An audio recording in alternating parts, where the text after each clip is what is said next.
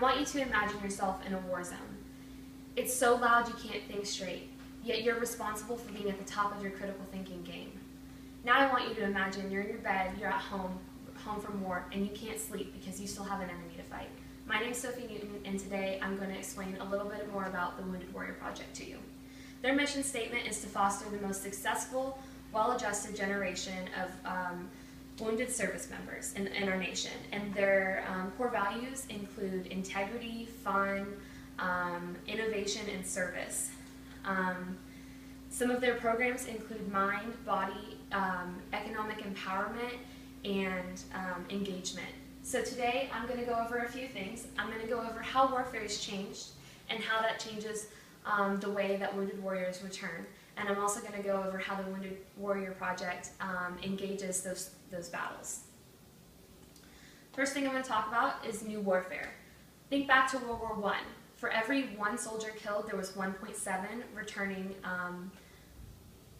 wounded. And now in Operation Enduring Freedom in Iraq, for every one soldier killed, there are 7 returning injured. The new innovations and technologies have increased the standard for brutality, and that has created a huge influx in the number of veterans we have returning home wounded.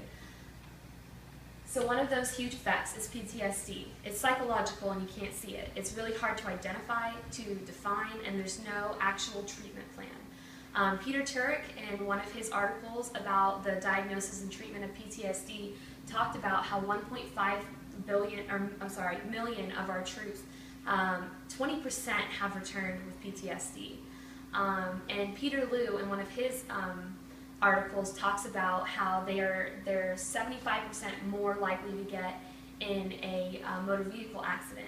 In my short time training, I got to know one of my commanding officers, Major Fields. He told me a story about how he was driving in the middle of the road at 3 in the morning returning from the airport to avoid IEDs in a completely safe area. Addressing and bringing awareness to these problems will help our veterans, will help them adjust to life. Another effect of war is limb loss. These soldiers, they return home and they actually have a better track record for more support because you can physically see the problem. You can see that they're missing a limb. McFarland, in his article on major traumatic limb loss, talks about how they want to be rehabilitated. They want to get back into normal life, but they struggle to find the right resources to get them there. And that's where the Wounded Warrior Project comes in. They've helped 2,300 families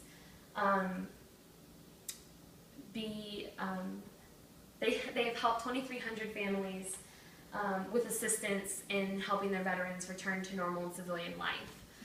One of my favorite programs that they have is the MIND program. They send the veterans on a retreat and they tell them about the invisible wounds of war, and they tell them that asking for help is not a weakness. And that's one of my favorite things about that program, is that it just truly makes the veterans feel like they are accepted.